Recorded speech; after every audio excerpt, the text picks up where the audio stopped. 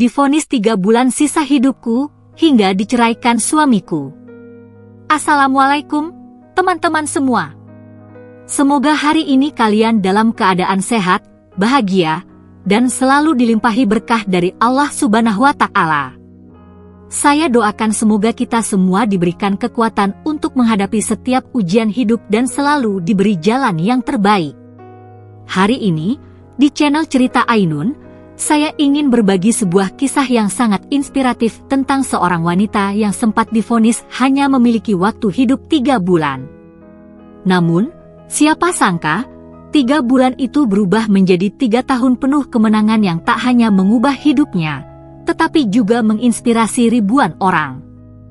Kisah ini tentang Rani, seorang wanita yang bangkit dari keterpurukan, membuktikan bahwa kekuatan sejati ada di dalam diri kita sendiri, dan bahwa hidup adalah tentang siapa yang berani bangkit dan terus berjuang, meskipun dunia seakan menolaknya.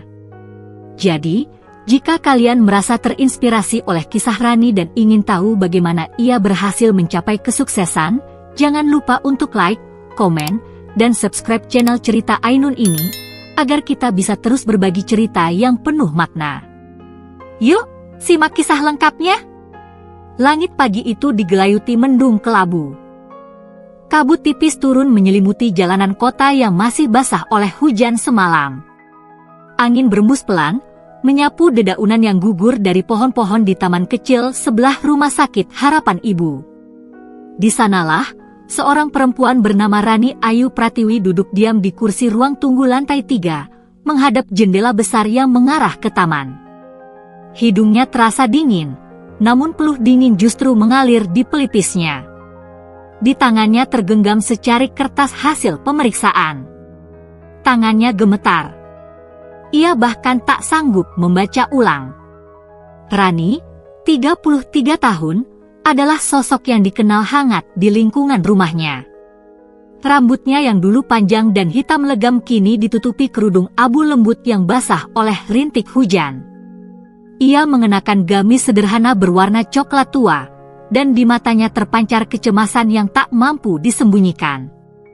Ibu dari seorang anak laki-laki berusia 7 tahun itu datang sendiri ke rumah sakit pagi ini, tanpa ditemani suami. Bukan karena suaminya tak tahu, tapi karena Rani memang tak ingin membuat Dimas khawatir, atau mungkin lebih tepatnya, tak ingin berharap terlalu banyak lagi.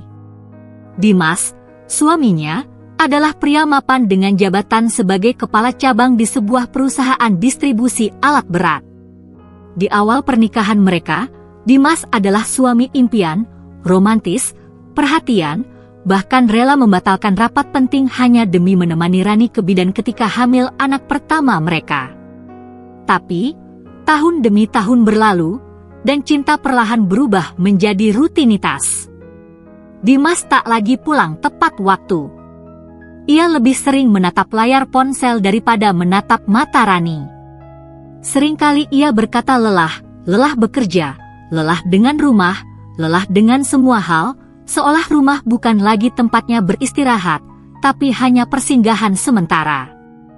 Meski begitu, Rani tetap bertahan. Ia memilih menjadi istri yang tak banyak menuntut. Ia menelan semua kekecewaannya dalam diam. Ia mengurus rumah, memasak, mencuci, menjemput Arka dari sekolah, dan mengelola toko online kecil-kecilan yang ia bangun dari rumah. Ia tidak kaya raya, tapi cukup untuk menyisihkan sedikit demi sedikit agar bisa membeli mainan kesukaan Arka atau sesekali memberi kejutan untuk ulang tahun Dimas. Rani percaya, cinta tak melulu harus berbentuk bunga dan kata manis. Kadang cinta ada dalam secangkir teh yang diseduhkan pagi-pagi, atau dalam diam yang sabar menanti seseorang pulang. Namun hari itu, cinta dan kesabaran tak lagi cukup menyelamatkan dirinya dari kenyataan yang mencengkeram lehernya kuat-kuat. Bu Rani, suara lembut seorang perawat membuyarkan lamunannya. Silakan masuk ke ruang Dokter Darmawan.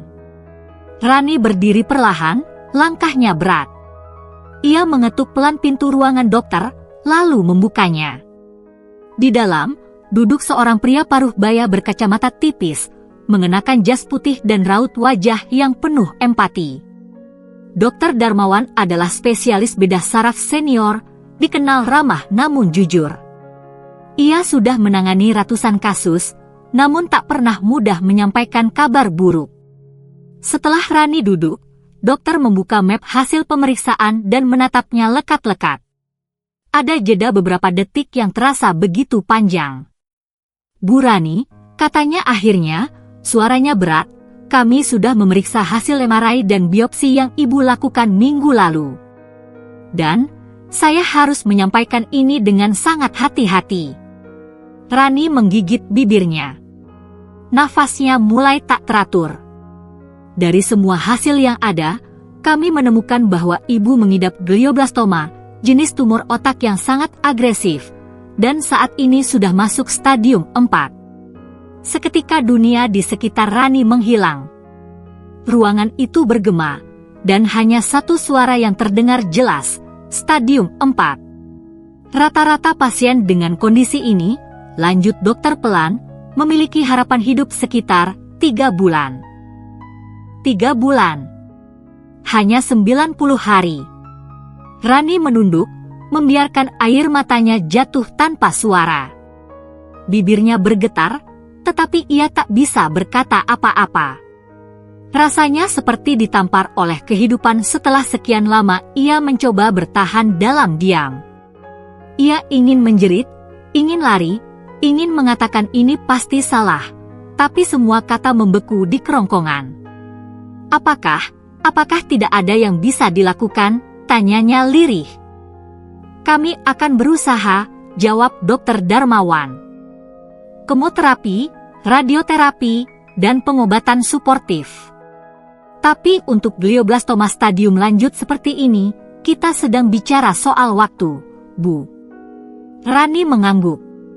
Ia tak ingin mempermalukan dirinya dengan menangis di depan orang asing, tapi tubuhnya bergetar hebat.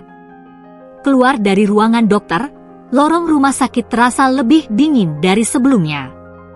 Suara-suara menjadi samar. Rani berjalan tanpa tujuan, hingga tiba di taman depan rumah sakit. Ia duduk di bangku kayu yang basah oleh embun, membiarkan hujan gerimis membasahi kerudung dan wajahnya. Beberapa orang memandang aneh, namun ia tak peduli. Hari ini, ia baru saja divonis akan mati, dan tidak ada yang lebih menyakitkan daripada merasa tak punya cukup waktu untuk mengucapkan selamat tinggal pada hidup yang belum selesai ia jalani. Ia menatap langit, mencoba menenangkan diri. Di pikirannya, satu sosok muncul, Arka, anak semata wayangnya. Anak itu selalu memanggilnya, Mama Rani, dengan suara manja dan polos. Anak itu yang selalu memeluknya sebelum tidur, yang bangga membawa bekal buatan mamanya ke sekolah. Anak itu yang akan tumbuh besar, tanpa ibunya di sisinya. Dan yang lebih menyakitkan, apakah Dimas akan peduli? Apakah suaminya akan menyesal jika ia pergi? Atau, justru ini akan menjadi alasan Dimas untuk lepas dari ikatan yang sejak lama tampak seperti beban? Rani memejamkan mata, menahan isak yang nyaris meledak. Tapi di dalam dirinya, ada sesuatu yang mulai tumbuh perlahan, bukan hanya kesedihan, tapi amarah. Ia merasa dikhianati oleh waktu, oleh hidup, oleh orang-orang yang seharusnya bersamanya. Dan ia belum tahu bahwa amarah itulah yang akan membangkitkan kekuatan besar dalam dirinya, kekuatan untuk bertahan, untuk bangkit, dan membalas segala yang selama ini menyakitinya. Sore menjelang malam, langit yang kelabu sejak pagi berubah semakin gelap. Rintik hujan tak lagi turun, tapi udara masih terasa lembab. Rani tiba di rumah dengan langkah lunglai. Rumah sederhana di ujung gang itu berdiri seperti biasa, tenang, tak berubah. Tapi di dalam dirinya, segalanya telah runtuh. Pintu kayu itu dibukanya perlahan. Aroma masakan sore tadi masih tercium samar. Di ruang tamu, Dimas tengah duduk di sofa, menggulir layar ponsel tanpa ekspresi. Tanpa menoleh, ia berseru, Tadi Arka diantar pulang sama Bu Umi. Kamu ke rumah sakit ya? Suara itu datar. Tak ada tanya, tak ada empati. Rani menahan air mata yang hendak tumpah lagi. Iya, jawabnya pelan. Ia berdiri kaku di depan Dimas, seperti seseorang yang menunggu untuk diadili. Hasilnya, aku divonis glioblastoma. Tumor otak stadium 4. Dokternya bilang, umurku mungkin tinggal 3 bulan. Untuk pertama kalinya, Dimas menoleh. Ia menatap Rani dengan alis terangkat dan mulut yang sedikit terbuka, bukan karena kaget, melainkan seperti seseorang yang tak tahu harus mengatakan apa. Apa, gumamnya? 3 bulan? Rani mengangguk. Ia berharap ada pelukan. Harapan kecil di sudut hatinya menjerit minta dipeluk. Dipeluk, dikuatkan, dibisikkan bahwa semuanya akan baik-baik saja. Tapi Dimas hanya terdiam. Wajahnya gelap. Ia bangkit dari sofa, lalu berjalan bolak-balik beberapa kali seperti orang bingung. Kenapa kamu gak cerita dari awal? Suara Dimas meninggi, bukan karena khawatir, tapi seperti mencari celah untuk menyalahkan. Kalau kamu tahu kamu sakit parah kayak gini, kenapa nggak terbuka? Rani tertegun. Aku baru tahu, Mas. Aku baru terima hasilnya pagi tadi. Ya tapi tetap aja. Gimana aku harus jelasin ini ke orang tua? Dan disitulah Rani sadar, bukan dirinya yang dipikirkan Dimas. Tapi dirinya, keluarganya, reputasinya. Rani bukan istri yang sedang sakit. Bukan perempuan yang butuh dipeluk. Tapi beban. Masalah. Esok harinya, tanpa disangka, ibu mertua Rani datang. Bu Retno, wanita berusia hampir 60, dikenal angkuh dan keras. Sejak awal pernikahan, ia tak pernah sepenuhnya menerima Rani yang dianggap biasa saja, tak punya darah bangsawan, bukan keturunan keluarga terpandang, hanya anak dari tukang sayur keliling. Di ruang tamu, setelah mendengarkan penjelasan Rani, Bu Retno hanya menghela napas panjang. Sudah kuduga, gumamnya sambil meneguk teh yang tak disentuh sejak tadi. Perempuan yang gak pernah bisa jaga kesehatan diri sendiri. Sekarang nyusahin anak orang. Rani menunduk, hatinya teriris. Tapi ia diam. Ia tahu tak akan menang dalam perdebatan. Kamu pikir kami harus apa sekarang? Lanjut Bu Retno. Tatapannya tajam menusuk. Ngurus kamu? Biayain kamu ke rumah sakit seminggu 3 kali? Sampai kamu, ya, gitu. Bu, Rani mencoba bersuara. Tapi Dimas justru menyela. Ibu bener, Ran. Ini semua berat. Aku juga sok. Tapi kita harus realistis. Aku punya kerjaan. Arka butuh perhatian. Aku nggak bisa fokus kalau tiap hari harus bolak-balik rumah sakit dan nungguin kamu. Rani mengangkat wajahnya perlahan, menatap Dimas yang kini tak lagi seperti suaminya. Pelindung yang dulu berjanji di depan penghulu untuk menjaga, dalam suka dan duka, sehat maupun sakit, kini berubah menjadi orang asing yang dingin dan perhitungan. Kamu maksudnya, kamu nggak mau rawat aku, bisiknya. Dimas menghela napas keras. Kamu tahu sendiri kan, ini penyakit yang nggak ada harapan. Bukannya aku nggak mau bantu, tapi aku juga harus mikirin masa depan Arka. Kalau kamu pergi, aku yang harus ngurus semuanya. Aku butuh fokus. Apa kamu bahkan masih anggap aku istrimu? Tanya Rani, lirih tapi menggigit. Sunyi. Tak ada jawaban. Dimas menatapnya, tapi bukan dengan kasih sayang, melainkan tatapan tak nyaman. Seolah ingin berkata, aku ingin lepas darimu, tapi tak cukup berani mengucapnya. Lalu kalimat itu keluar dari mulut Bu Retno, bagaikan pisau yang menghujam dada Rani dalam-dalam. "Udahlah, kamu pulang aja ke rumah orang tuamu. Di sana lebih baik. Kami nggak sanggup ngerawat beban seumur hidup." Beban. Kata itu bergema di kepala Rani berkali-kali. Ia ingin marah, ingin menjerit, tapi tubuhnya lelah. Hatinya rapuh. Yang ia lakukan hanya berdiri dan berjalan menuju kamar, mengepak baju sambil menahan tangis.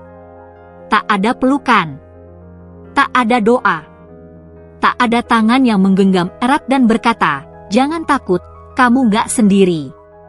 Malam itu, Rani meninggalkan rumahnya, bukan karena ingin, tapi karena ditinggalkan. Ia menggendong tas berisi beberapa helai baju, lalu menatap kamar Arka dari ambang pintu. Arka sedang tidur pulas. Rani mencium kening anak itu dengan lembut, seperti ingin menanamkan kenangan terakhir yang ia bisa. Dan di bawah langit malam yang pekat, Rani melangkah pergi, menghapus air mata yang jatuh tanpa suara. Hatinya kosong. Tapi jauh di dasar hatinya, sesuatu mulai tumbuh, sebuah kehendak untuk bertahan, bukan demi siapa-siapa, tapi demi dirinya sendiri. Karena sejak saat itu, Rani tahu, satu-satunya pelukan yang akan menghangatkannya, hanyalah pelukan dirinya sendiri. Langit malam tak memberi cahaya. Hanya bintang-bintang pucat yang menggantung, nyaris tak sanggup menembus awan gelap. Di dalam kamar kecil rumah orang tuanya, Rani duduk menyandar di tepi ranjang, memeluk lututnya sendiri. Tas kecil yang ia bawa dari rumah masih tergeletak di sudut ruangan, tak dibuka. Ia terlalu lelah, bukan karena tubuh, tapi karena hati yang robek seolah-olah dicabik berkeping-keping. Ia telah melalui banyak tangis sepanjang hidupnya. Tangis saat gagal ujian, saat ayahnya jatuh sakit, saat kehilangan pekerjaan pertamanya, bahkan saat Dimas dulu menunda pernikahan karena tekanan dari ibunya. Tapi semua tangis itu masih bisa ditenangkan. Kali ini berbeda. Air matanya jatuh tak lagi disertai harapan. Ia menangis bukan karena takut mati, tapi karena telah dimatikan lebih dulu oleh orang-orang yang ia cintai. Ibunya, Bu Nani, wanita sederhana yang rambutnya mulai memutih di pelipis, mengetuk pintu dan masuk perlahan. "Tidur, Nak. Udah malam." Rani tak menjawab. Ia hanya mengangguk tanpa menoleh. Sang ibu mendekat, duduk di sisi ranjang. Ada tatapan iba di matanya, tapi juga kekhawatiran yang dalam. Ibu juga gak tahu harus ngomong apa. "Tapi kamu harus kuat. Karena kamu sekarang sendirian." Satu kalimat itu, meski jujur, menusuk tajam. Rani tak menyangka akan kembali ke rumah masa kecilnya dalam keadaan diusir, bukan pulang dengan senyum dan pelukan. Bukan hanya Dimas dan mertuanya yang meninggalkannya. Bahkan adik kandungnya sendiri, Nila, yang tinggal bersama orang tua mereka, tak menyambut dengan baik. Saat Rani tiba tadi sore, Nila hanya menatap datar. "Kamar tamu udah dipakai buat gudang. Kalau mau, kamu tidur di kamar belakang, yang kosong. Tapi jangan banyak bawa barang, rumah ini sempit." Nila tak pernah benar-benar menyukai Rani. Ia selalu merasa kalah dari kakaknya yang dulu kuliah di kota, menikah dengan pria mapan, dan punya kehidupan ideal, setidaknya yang terlihat dari luar. Nila, yang belum menikah di usia 29, masih tinggal dengan orang tua, bekerja sebagai guru honorer, dan sering merasa hidupnya tak adil. Malam itu, saat semua sudah tidur, Rani bangun pelan. Ia membuka jendela kecil di kamar belakang. Angin malam masuk, menusuk tulangnya. Dan di bawah cahaya temaram bulan yang muram, ia menatap langit dengan mata yang sembab. "Tuhan," bisiknya lirih, "kenapa aku?" Tapi Rani bukan sedang mempertanyakan penyakitnya. Yang ia pertanyakan adalah, mengapa orang yang ia jaga justru yang pertama kali melepaskan? Mengapa pelukan Dimas berubah jadi dingin? Mengapa Bu Retno lebih peduli pada nama baik ketimbang nyawa menantunya? Dan mengapa, bahkan di rumah ini, rumah tempat ia tumbuh, ia tak bisa merasa pulang? Ponsel kecilnya berbunyi. Satu notifikasi WhatsApp dari Dimas. Arka tidur di rumah ibu malam ini. Aku juga nginep di sana sekalian. Jangan hubungi aku dulu. Rani menatap layar lama sekali. Tidak ada, gimana kabarmu? Tidak ada, kamu butuh apa? Hanya kalimat singkat yang seperti ingin memastikan bahwa ia bukan bagian dari hidup mereka lagi. Air matanya kembali jatuh. Tapi kali ini bukan tangisan histeris. Tidak. Tangis ini sunyi, pelan, dan lebih menyakitkan. Air mata yang tak terlihat oleh siapapun, tapi meninggalkan luka terdalam. Ia teringat malam-malam saat Dimas sakit dan ia rela begadang hanya untuk menyiapkan bubur hangat. Ia teringat ketika Dimas gagal promosi dan ia memeluknya, berkata, "Kita mulai dari awal lagi, bareng-bareng." Ia teringat saat ia keguguran anak kedua, dan hanya Dimas yang ia peluk, percaya bahwa setidaknya ia masih punya seseorang. Dan kini, orang itu tak lagi ada. Di antara gemuruh rasa kehilangan itu, sebuah suara pelan dalam hati Rani mulai berbicara. Suara yang tak asing, suara dari dalam dirinya sendiri. Kalau mereka bisa hidup tanpa kamu, kamu juga bisa hidup tanpa mereka. Kalau mereka bisa membuangmu, maka kamu juga bisa membuktikan kamu bukan sampah. Bangkit, Ran, bukan buat mereka, tapi buat dirimu sendiri. Rani menghapus air matanya. Ia menatap ke depan. Pandangannya masih buram, tapi langkah pertama untuk menyembuhkan luka baru saja ia ambil malam ini. Hari itu matahari terasa lebih hangat. Setelah seminggu penuh awan dan gerimis, langit biru akhirnya menunjukkan wajahnya. Tapi tidak ada yang lebih cerah daripada wajah Dr. Riko, dokter muda yang menangani Rani selama proses pengecekan ulang di rumah sakit lain. "Ibu Rani," ujarnya sambil meletakkan map hasil pemeriksaan di meja, "saya perlu minta maaf atas kekacauan yang terjadi sebelumnya. Kami sudah cek ulang semuanya, dari hasil MRI, biopsi, hingga laporan patologi." Rani duduk tegak. Tangannya mencengkeram sisi kursi. Ia tak sanggup menebak apakah kabar ini akan lebih buruk dari sebelumnya, atau lebih baik. Diagnosis yang sebelumnya ibu terima, ternyata keliru. Ada kesalahan dalam pelabelan data pasien. Hasil scan dan laporan laboratorium milik pasien lain tertukar dengan milik ibu. Sejenak dunia hening. "Maksud dokter, saya tidak mengidap tumor otak," bisik Rani, nyaris tak percaya. "Benar. Ada sedikit pembengkakan pembuluh darah di kepala ibu, itu bisa menyebabkan migrain dan pusing, tapi bukan kanker. Dan bukan sesuatu yang mengancam jiwa." Butiran air mata menggenang di pelupuk Rani. Tapi kali ini, bukan karena sedih. Ini air mata kelegaan. Air mata syukur. Air mata yang jatuh setelah menahan napas terlalu lama. "Terima kasih, Dok," bisiknya pelan. Dr. Riko mengangguk. "Saya sudah hubungi rumah sakit sebelumnya. Mereka juga akan hubungi ibu secara resmi.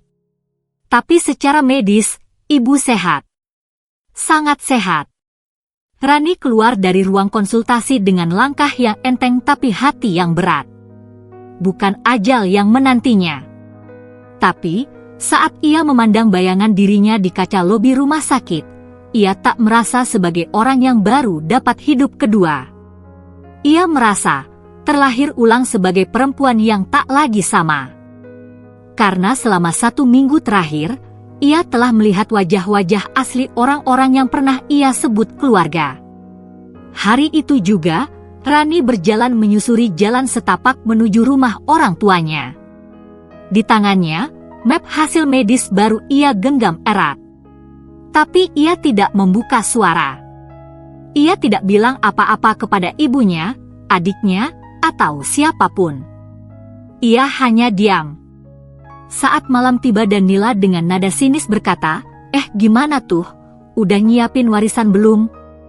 Biar kita gampang urus nanti kalau ya, tahu sendiri, Rani hanya tersenyum tipis. Bukan senyum pasrah. Tapi senyum seorang wanita yang tahu, semua sedang diuji, bukan dia, tapi hati orang-orang di sekitarnya.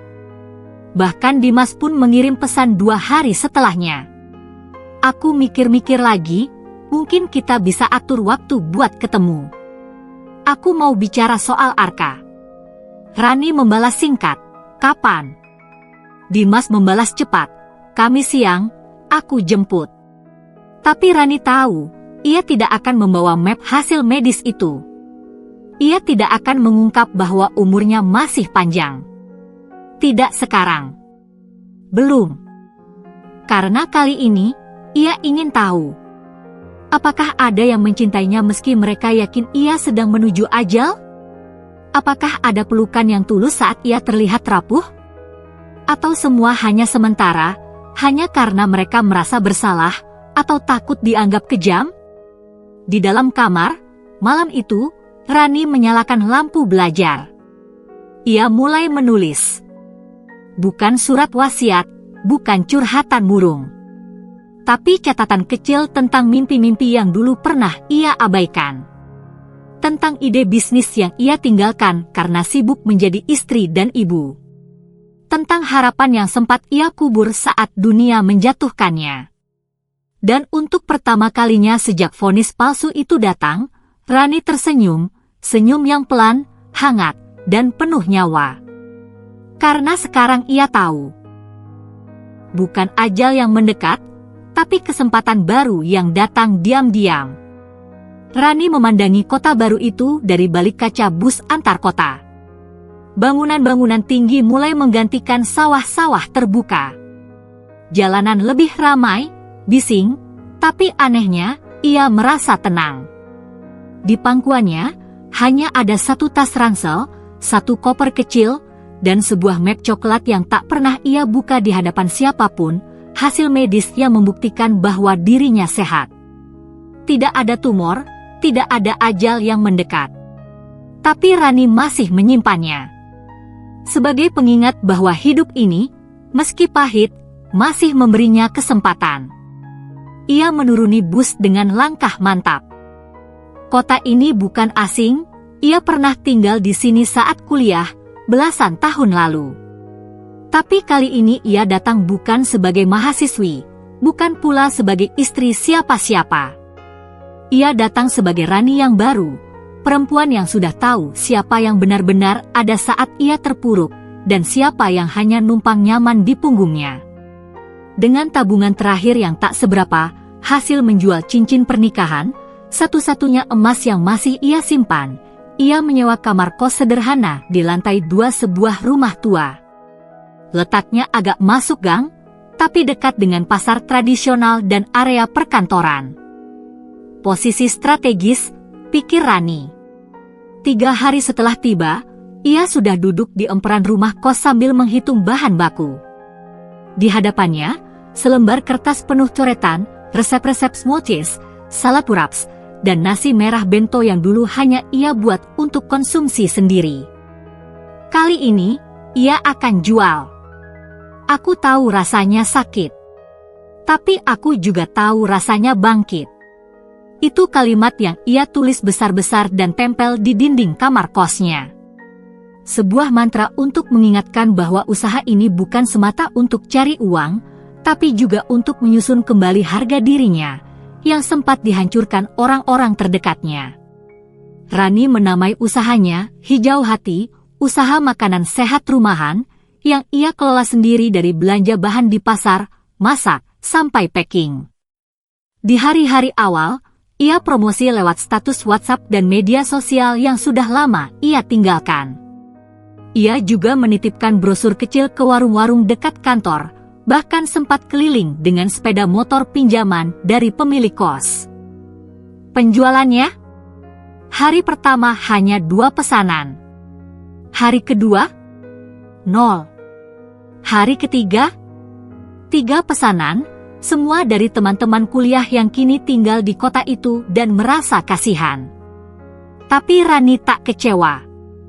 Ia belajar dari 0. Ia tahu, semua yang besar pernah dimulai dari kecil. Namun, tak semua hal mudah. Ada hari-hari saat ia kehabisan uang untuk membeli bahan, saat gas habis di tengah memasak, atau ketika pembeli membatalkan pesanan tanpa alasan. Tapi setiap malam, ia akan duduk di lantai kamar kosnya, membuka jurnal kecil, dan menulis. Aku masih hidup. Dan itu cukup untuk hari ini. Di minggu ketiga, titik terang mulai muncul. Seorang influencer makanan sehat lokal mencicipi salad wraps buatannya, secara tak sengaja. Karena diberi oleh temannya yang langganan. Ia unggah review singkat di Instagram Story. Kaget! Baru tahu ada salad wrap seenak ini dan homemade pula. Wajib coba sih, apalagi buat yang diet. Support lokal. Dalam semalam, HP Rani meledak. Notifikasi datang bertubi-tubi. Orderan masuk hingga lebih dari 70 pesanan. Ia terkejut. Panik bahkan. Tapi juga terharu. Di tengah malam itu, ia duduk bersila di lantai dapur kecil kos, menatap handphone yang bergetar tak henti-henti. Dan di antara suara notifikasi itu, suara hatinya berbisik. Lihat, Ran, kamu gak sekarat. Kamu sedang tumbuh. Hijau hati berkembang pelan-pelan. Rani mulai merekrut 1 orang bantu harian. Ia beli kulkas kecil bekas dari OLX. Dan yang paling penting, ia kembali menemukan arti hidup. Bukan dari kemewahan, tapi dari kemampuan memberi manfaat meski pernah dilukai begitu dalam. Kota ini mungkin tak tahu masa lalunya.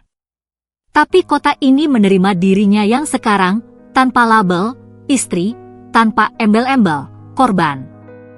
Hanya Rani. Dan itu cukup. Pagi hari di dapur mungil kosannya, aroma daun mint dan lemon segar memenuhi udara. Rani berdiri di depan panci kukusan, mengenakan apron yang mulai pudar warnanya, tapi penuh kenangan. Di tangan kirinya, ia memegang timer digital. Tangan kanannya memotong stroberi dengan kecepatan yang semakin cekatan.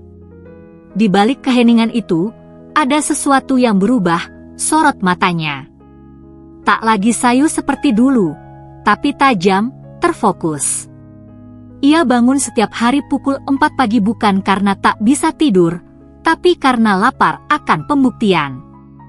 Bukan untuk membuktikan bahwa ia masih hidup, tapi bahwa ia bisa berjaya meski pernah dipatahkan. Saat tangannya sibuk menata salad wrap ke dalam box transparan, ingatannya kadang melayang ke ucapan Dimas. Aku gak bisa hidup dengan beban seberat kamu, Ran. Kamu itu kayak jangkar. Ngebuat aku gak bisa maju. Atau kata ibu mertuanya, waktu tahu soal vonis salah itu, yang sampai sekarang masih ia rahasiakan. Biarin aja, orang sakit MAH gak usah dibikin repot. Udah waktunya dia istirahat selamanya. Rani tersenyum tipis setiap kali ingatan itu muncul. Dulu, kata-kata itu seperti pisau. Sekarang, bahan bakar.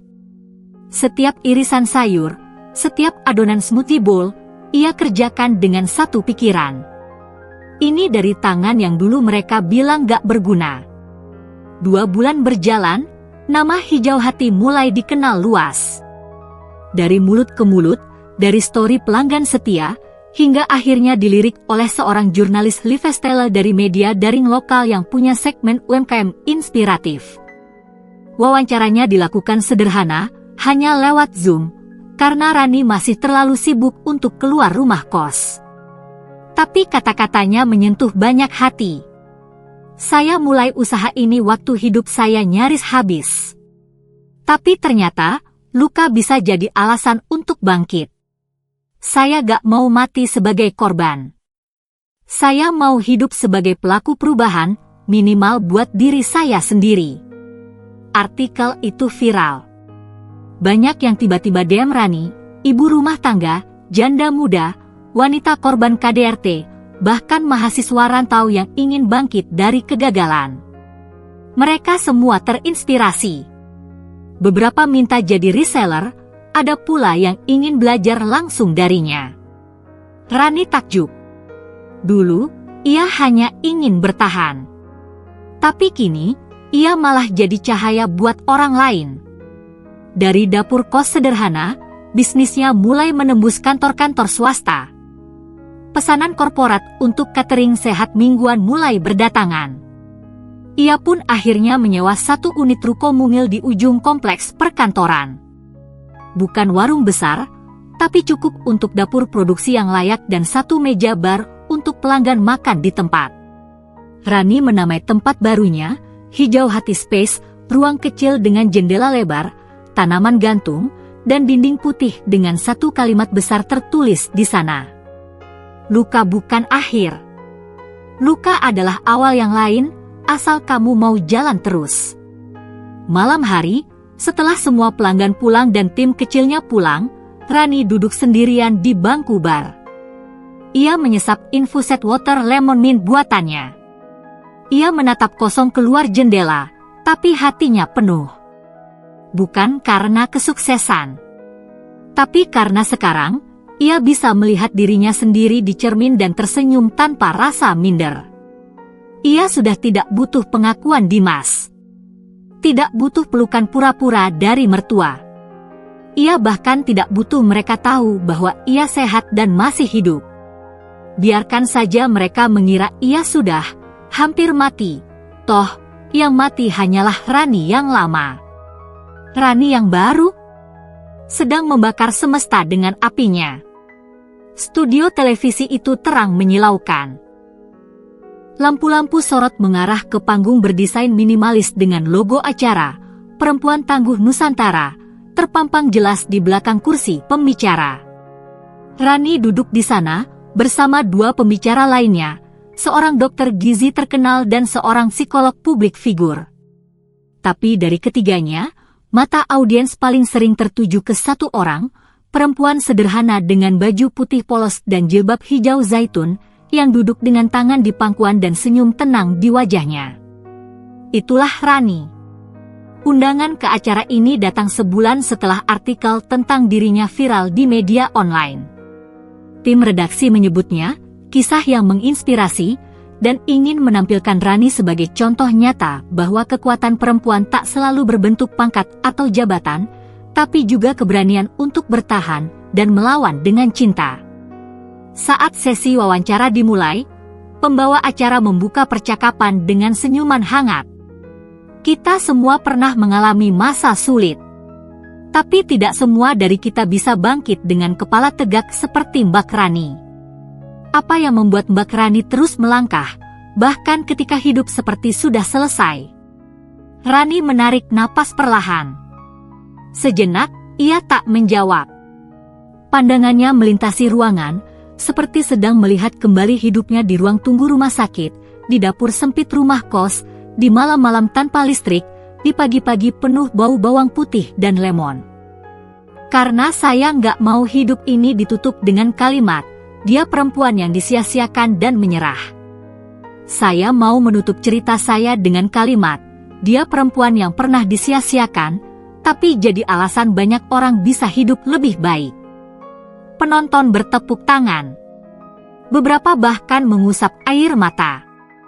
Sepanjang acara, Rani membagikan bagaimana ia menyusun menu berdasarkan kebutuhan pasien kanker, penderita diabetes, hipertensi, dan kolesterol tinggi. Ia tidak pernah punya gelar ahli gizi, tapi ia punya pengalaman sebagai mantan pasien yang salah divonis mati. Saya tahu rasanya makan dengan rasa takut. Takut makanan memperparah kondisi. Tapi saya juga tahu, makanan bisa jadi penyembuh kalau kita ngerti cara memperlakukannya. Di segmen akhir, pembawa acara menampilkan video pendek, potongan testimoni dari pelanggan Rani.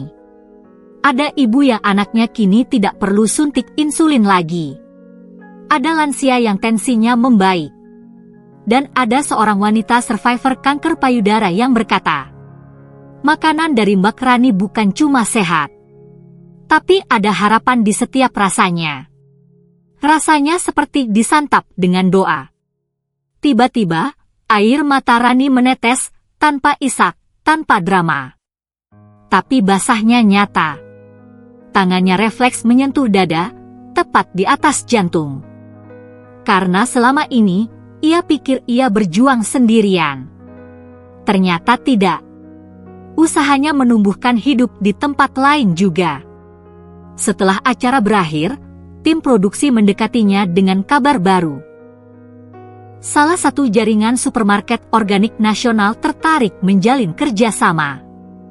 Mereka ingin menjual produk hijau hati sebagai produk unggulan, dengan segmen khusus untuk penderita penyakit kronis. Dan itu belum semuanya. Ponselnya terus berdering. Banyak sekali DM masuk. Tawaran kolaborasi, ajakan menjadi pembicara, hingga permintaan mentor dari pengusaha-pengusaha muda. Tapi yang paling membuat Rani membeku, adalah satu pesan WhatsApp dari nomor tak dikenal. Ran, aku lihat kamu di TV tadi. Masih pantas nggak kalau aku minta maaf? Dimas. Rani menatap layar ponselnya lama. Tak menjawab. Ia hanya tersenyum samar. Di ruang rias kecil itu, ia bercermin. Menatap perempuan yang kini duduk di sana, bukan istri dari siapa-siapa. Bukan juga korban dari masa lalu. Tapi gadis kuat yang dulu pernah dikira tak akan bertahan, dan kini bersinar di layar nasional. Dan ia tahu, sinarnya belum akan padam. Di ruang tamu rumah Ibu Dimas, televisi menyala dengan volume cukup keras.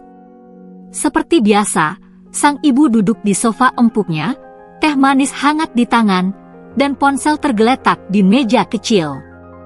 Namun hari itu berbeda. Ia tidak menggulir timeline media sosial seperti biasanya. Matanya menatap terpaku pada layar televisi. Di sana, sebuah acara talk show nasional menampilkan sosok yang tak asing, terlalu tak asing, hingga wajahnya membekas seperti luka yang belum benar-benar sembuh. Rani. Dengan balutan pakaian sederhana, ia duduk anggun dan berbicara dengan tenang, sesekali tersenyum. Tapi bukan itu yang membuat sang ibu dan Dimas terdiam seperti patung. Yang membuat dada mereka nyeri adalah kalimat sang pembawa acara. Inilah Rani, pendiri Hijau Hati, bisnis makanan sehat yang telah membantu ribuan penderita penyakit kronis di seluruh Indonesia. Perempuan luar biasa yang bangkit dari titik paling gelap hidupnya, dan kini menjadi harapan bagi banyak orang.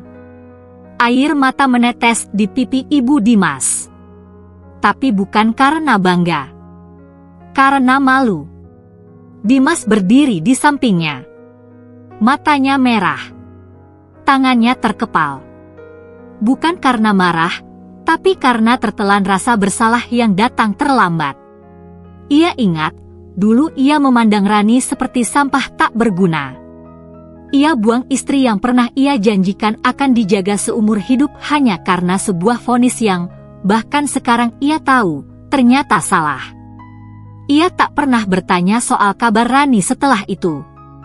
Ia pikir, mungkin perempuan itu sudah benar-benar mati, atau kalaupun hidup, mungkin hanya teronggok di pojok rumah sakit, dilupakan dunia. Ternyata, dunia bukan hanya mengingatnya. Dunia memuliakannya. Dim, suara ibunya pelan, parau, ibu jahat, ya. Dimas hanya menunduk. Kata-kata tak keluar. Ia memutar kembali semua adegan dalam pikirannya. Saat ia meninggalkan Rani di rumah sakit tanpa pamit, saat ibunya menyuruhnya mengganti istri karena tak ingin menanggung malu, saat ia merasa terlalu muda untuk jadi suami dari seseorang yang akan mati. Harusnya kita dengar dia, Dim. Harusnya kita tunggu. Harusnya kita rawat dia sampai akhir, bukan malah. Bu, nggak ada akhir. Dia nggak mati, Dimas akhirnya bersuara. Suaranya parau, justru sekarang dia lebih hidup dari kita semua. Malam itu, Dimas menatap layar ponselnya lama. Ia buka akun Instagram Hijau Hati. Followersnya sudah ratusan ribu. Semua komentarnya positif. Video-videonya inspiratif. Ia menonton ulang talkshow itu di YouTube berkali-kali. Hingga akhirnya, ia kirim pesan itu. Satu baris. Ran, aku lihat kamu di TV tadi. Masih pantas nggak kalau aku minta maaf? Tak ada balasan. Esoknya, ia kirim pesan lagi. Lebih panjang. Lebih terbuka. Ia menceritakan bagaimana ia tidak tidur semalam, hanya memikirkan betapa bodohnya ia telah memilih meninggalkan orang yang justru sedang diuji Tuhan, dan lolos dari ujian itu dengan kemenangan yang tak ia sangka. Tetap tak ada balasan. Di hari ketiga, ia tak tahan. Ia pergi ke alamat yang tertera di bio Instagram Hijau Hati. Sebuah ruko mungil, cantik, dengan jendela besar dan dekorasi hijau daun.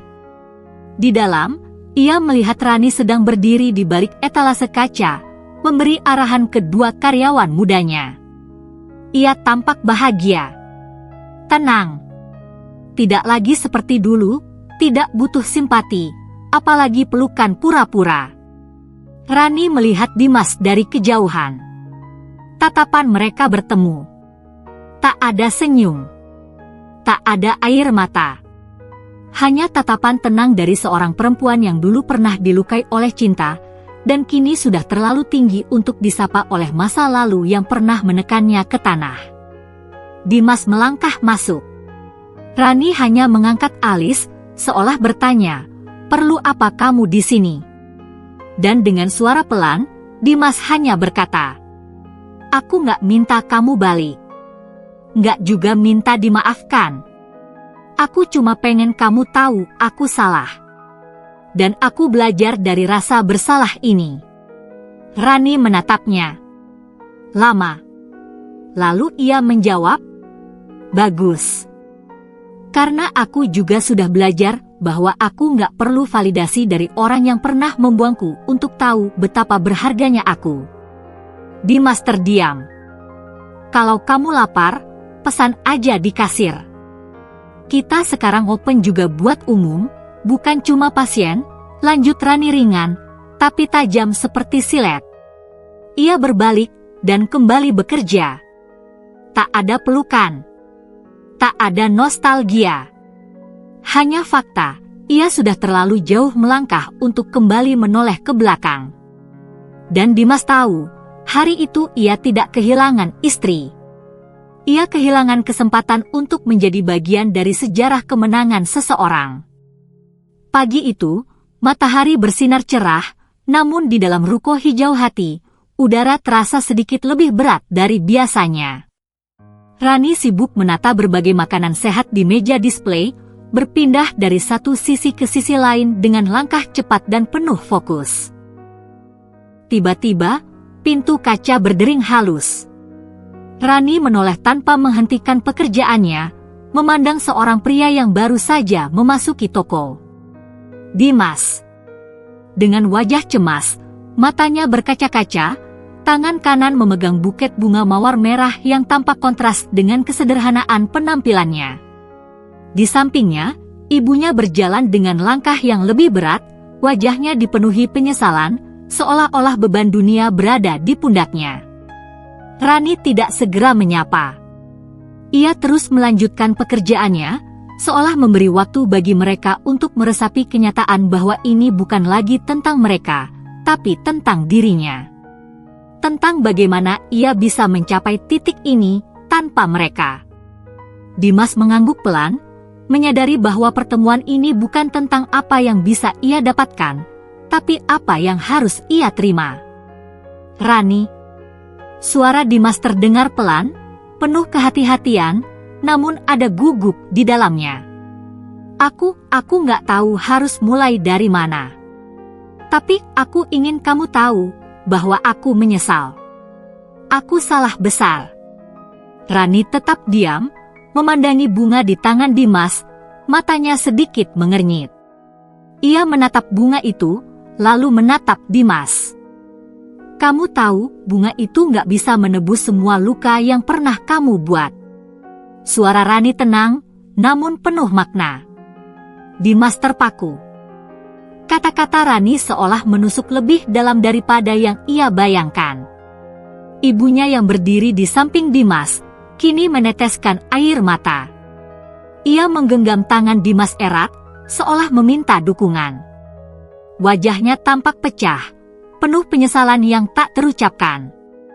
Ran, tolong. Maafin kami, suara ibunya bergetar, penuh air mata. Aku tidak tahu apa yang kita pikirkan waktu itu. Aku cuma ingin kamu hidup, tapi bukan begini caranya. Kamu pantas lebih dari yang kita beri. Maafin kami, Ran, tolong. Rani menatap ibu Dimas yang kini terduduk di kursi dengan wajah penuh sesal. Ia tidak bisa mengabaikan perasaan itu, meski dalam hatinya masih tersimpan rasa sakit yang dalam. Maaf bukan sesuatu yang bisa diberikan hanya dengan kata-kata, Bu. Rani berkata pelan, namun jelas.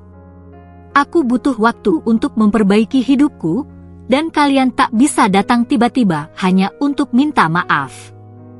Aku sudah melewati banyak hal tanpa kalian. Aku membangun semua ini sendiri. Dan itu bukan karena kalian.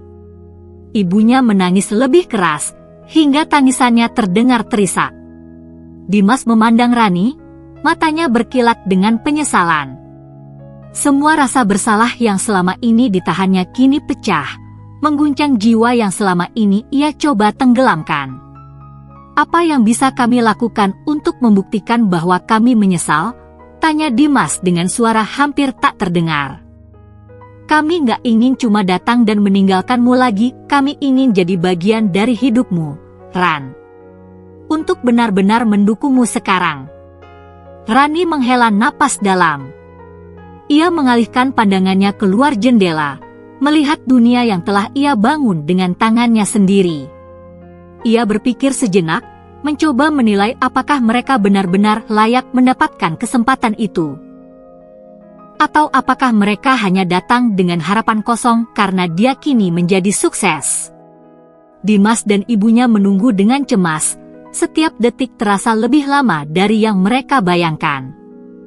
Ketika Rani akhirnya mengangkat wajahnya, ia memandang mereka dengan tatapan yang penuh ketegasan. Seandainya aku bisa memberi kamu kesempatan, aku ingin sekali melihat kalian berjuang untuk lebih dari sekadar penyesalan.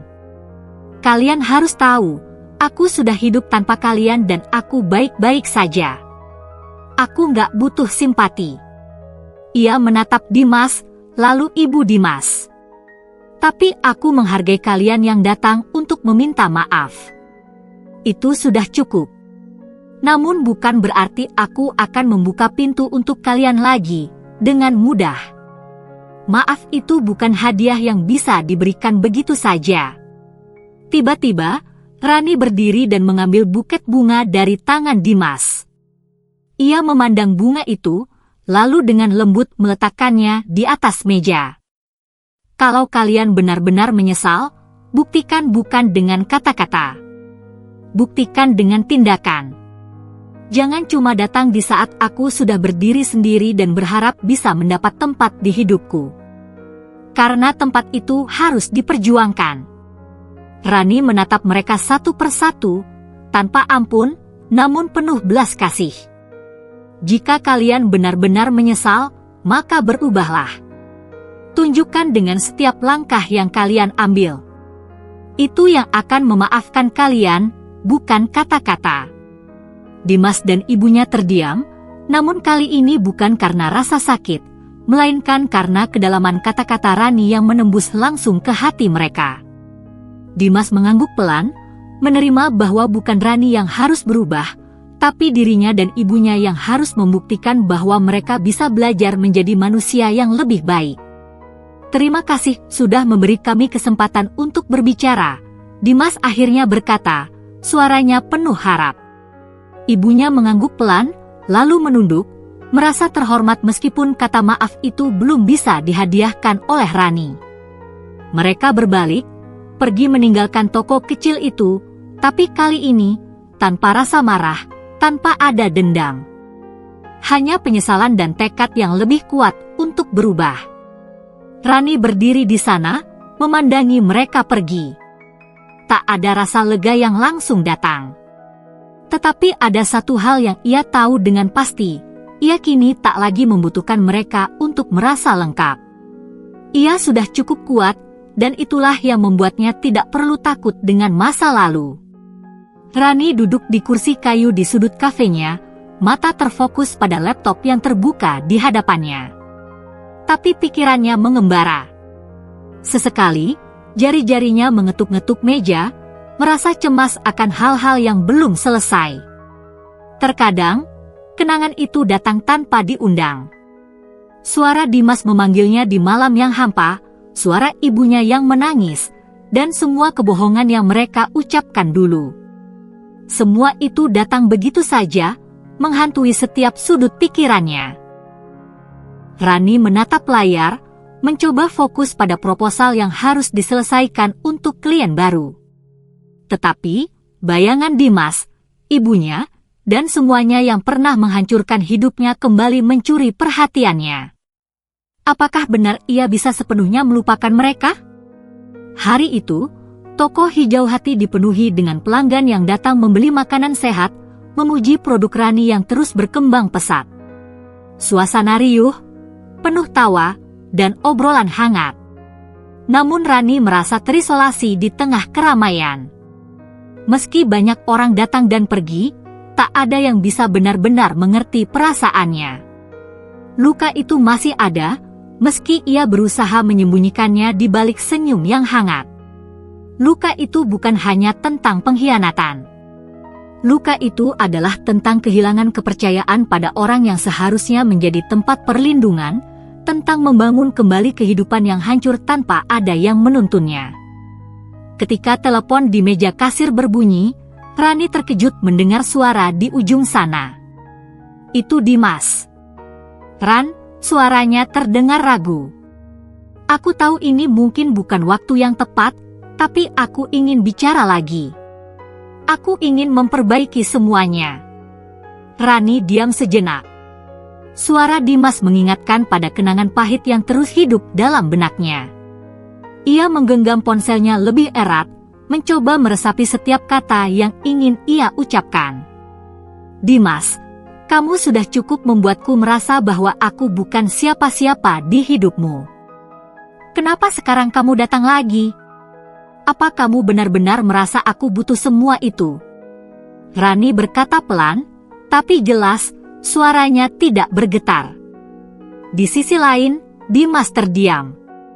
Ia tahu bahwa kali ini tidak ada lagi ruang untuk meminta maaf yang mudah. Aku hanya ingin kamu tahu, Ran, aku menyesal. Aku sadar betapa salahnya aku. Aku ingin jadi bagian dari hidupmu lagi." Rani menatap ponselnya, lalu menghela napas panjang. Ia menatap keluar jendela, mengamati langit biru yang tampak begitu jauh. Ia bisa merasakan beratnya keputusan yang harus ia buat. "Dimas, aku tidak butuh kamu untuk kembali. Aku sudah jauh lebih baik tanpa kehadiranmu. Aku sudah menemukan jalanku sendiri. Dan itu lebih berarti daripada apapun yang bisa kamu berikan." Tiba-tiba, rasa sakit itu datang lagi. Luka itu memuncak, terasa begitu nyata. Ia tahu bahwa dirinya sudah jauh melangkah dari orang yang dulu ada di hidupnya. Tapi kenapa masih ada perasaan ini? Perasaan yang mengganggu, yang mengatakan bahwa meskipun ia telah bangkit, bagian dari dirinya tetap merasa kehilangan. Hari itu, setelah telepon itu berakhir, Rani memilih untuk berjalan-jalan sejenak. Ia tidak langsung kembali ke pekerjaannya. Ia butuh waktu untuk berpikir. Berjalan tanpa tujuan, kaki Rani membawa tubuhnya ke sebuah taman kecil di pinggir kota. Di sana, banyak orang duduk di bangku, menikmati udara segar. Ia duduk sendiri di salah satu bangku, memandang burung-burung yang berterbangan di langit. Apakah benar ia telah selesai dengan masa lalu? Apakah luka itu benar-benar bisa sembuh? Rani tahu jawabannya. Luka itu tak bisa dihapus begitu saja. Kadang, meskipun seseorang bisa bangkit dan menjadi lebih kuat, rasa sakit dari masa lalu tetap ada, tersembunyi di sudut hati, seperti bayangan yang tak bisa disingkirkan begitu mudah. Namun, itu bukan berarti ia harus membiarkannya menguasai hidupnya. Ia sudah memilih untuk melangkah maju. Tetapi, ia juga tahu bahwa untuk bisa benar-benar sembuh, ia harus merelakan masa lalu, meski tidak sepenuhnya bisa melupakan. Di malam hari, Rani duduk di meja makan di apartemennya. Layar laptop terbuka, namun pikirannya jauh dari pekerjaan. Ia memandangi foto-foto yang ada di rak, foto dirinya bersama teman-teman dan kolega yang mendukungnya. Tidak ada foto Dimas. Tidak ada kenangan tentang keluarga yang dulu menginginkannya pergi. Hanya dirinya sendiri yang berdiri di tengah dunia yang ia bangun dari nol. Luka itu tetap ada, terukir di hati. Namun, ia tahu satu hal yang pasti, hanya dirinya yang bisa menyembuhkan luka itu. Rani menutup laptopnya dengan lembut.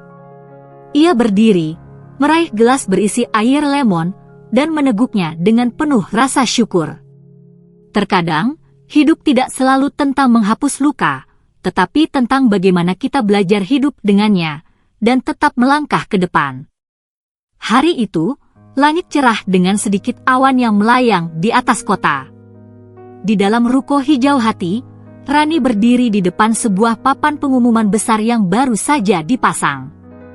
Di sana tertera logo perusahaan dengan tulisan besar, Hijau Hati, makanan sehat untuk hidup sehat. Namun, ada satu hal yang lebih mencolok daripada logo itu, sebuah artikel majalah yang terpasang di samping papan itu. Artikel tersebut memuat kisah inspiratif tentang dirinya, tentang bagaimana ia bangkit dari kejatuhan dan menjadi pengusaha sukses di bidang makanan sehat. Artikel itu, yang diterbitkan di salah satu majalah bisnis ternama, menulis dengan detail tentang perjalanan Rani, bagaimana ia memulai dari nol, dan bagaimana kini bisnisnya berkembang pesat, membantu ribuan orang dengan penyakit kronis untuk hidup lebih sehat. Melalui artikel itu, Rani kini dikenal luas. Bukan hanya sebagai pengusaha, tapi juga sebagai simbol keteguhan hati. Rani menatap artikel itu dengan senyuman tipis. Semua yang ia alami, setiap tetes keringat dan air mata yang jatuh, sekarang membuahkan hasil. Namun, dalam hatinya, ada rasa yang lebih besar dari sekadar kebanggaan, ada rasa damai yang menyelimutinya. Karena ia tahu bahwa kesuksesan ini bukan untuk membalas dendam, melainkan untuk membuktikan bahwa ia bisa melakukannya sendiri. Rani melangkah menuju meja kasir, di mana seorang karyawannya sedang melayani pelanggan. Toko itu tidak hanya ramai, tapi juga penuh energi positif. Ada senyuman dari pelanggan yang datang, ada rasa terhubung dari mereka yang memutuskan untuk mencoba pola hidup sehat yang ditawarkan oleh Hijau Hati. Setiap langkah Rani, setiap keputusan yang ia ambil, membawa dampak yang lebih besar dari yang bisa ia bayangkan. Keesokan harinya, Rani menerima undangan untuk berbicara di sebuah seminar bisnis besar di Jakarta, yang dihadiri oleh pengusaha-pengusaha ternama. Sebuah peluang besar untuk memperkenalkan Hijau Hati lebih jauh lagi ke khalayak luas. Ketika Rani berdiri di atas panggung, dikelilingi oleh audiens yang penuh perhatian, ia merasa lebih kuat dari sebelumnya. Sebelum ia mulai berbicara, matanya bertemu dengan sekelompok pengusaha sukses yang duduk di barisan depan. Salah satunya adalah Dimas. Ia hadir bersama beberapa kolega, tampak berbeda dengan yang dulu, lebih rapi, lebih serius, dan tanpa ekspresi seperti yang dulu selalu ia tampilkan ketika bersama Rani. Rani hanya meliriknya sejenak, kemudian kembali fokus ke audiens. Tidak ada lagi rasa marah atau dendam di hatinya, hanya rasa lega. Selamat pagi, semuanya. Suara Rani terdengar jelas dan penuh percaya diri, menggema di ruangan yang penuh orang-orang hebat. Nama saya Rani, dan saya adalah pendiri Hijau Hati. Saya di sini bukan hanya untuk berbicara tentang bisnis, tapi juga untuk berbagi sebuah cerita tentang bagaimana kita semua bisa bangkit dari keterpurukan, bagaimana setiap tantangan bisa kita ubah menjadi peluang.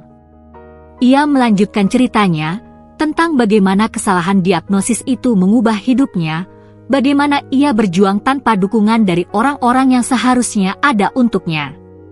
Ia bercerita tentang betapa kerasnya usaha yang ia lakukan untuk membangun Hijau Hati, tentang bagaimana ia tak pernah menyerah meski dunia seolah menolaknya. Hidup ini penuh dengan tantangan, lanjut Rani, tapi bukan tantangan itu yang mengalahkan kita. Kita yang memilih bagaimana cara kita menghadapi tantangan itu. Dan saya memilih untuk membuktikan bahwa saya bisa berdiri sendiri, lebih kuat dari yang pernah mereka bayangkan. Selama Rani berbicara, Dimas dan ibunya duduk terdiam. Dimas menatap Rani dengan rasa penyesalan yang semakin dalam, sementara ibunya menunduk, seolah tidak bisa menahan air mata yang mulai menetes. Rani tidak melihat mereka dengan rasa dendam.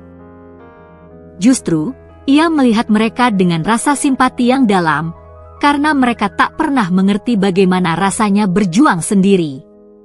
Setelah seminar selesai, banyak orang yang datang menghampiri Rani untuk mengucapkan selamat.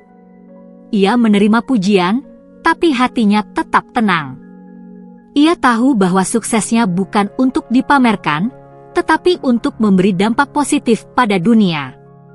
Namun, di luar ruangan seminar, Dimas menunggu di sudut koridor. Ketika Rani melintas, ia menghentikan langkahnya dan mendekat. Wajahnya penuh dengan penyesalan, namun kali ini tidak ada kebanggaan dalam dirinya. Rani, Dimas berkata pelan, hampir tidak terdengar. Aku ingin sekali mengucapkan, aku minta maaf. Aku tahu aku telah melukaimu lebih dari yang bisa kubayangkan.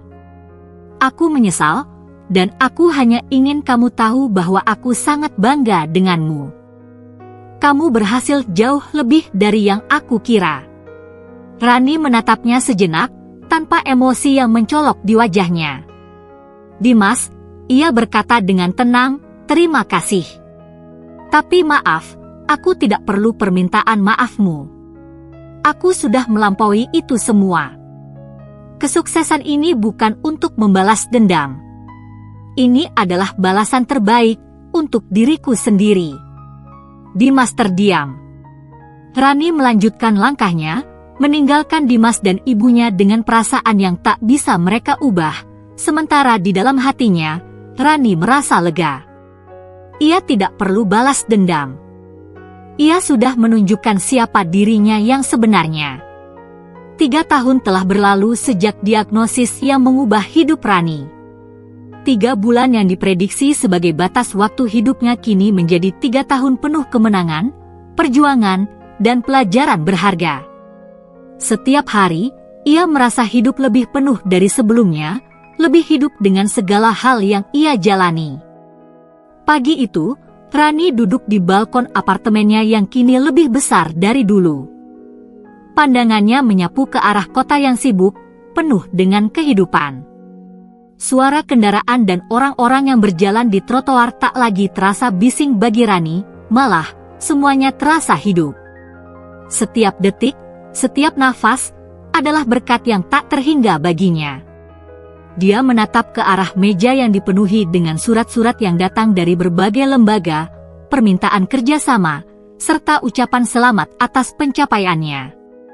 Nama Hijau Hati kini dikenal di berbagai kota, produk makanannya terjual di pasar internasional, dan lebih dari itu, Rani kini menjadi pembicara utama di konferensi-konferensi kesehatan dan bisnis.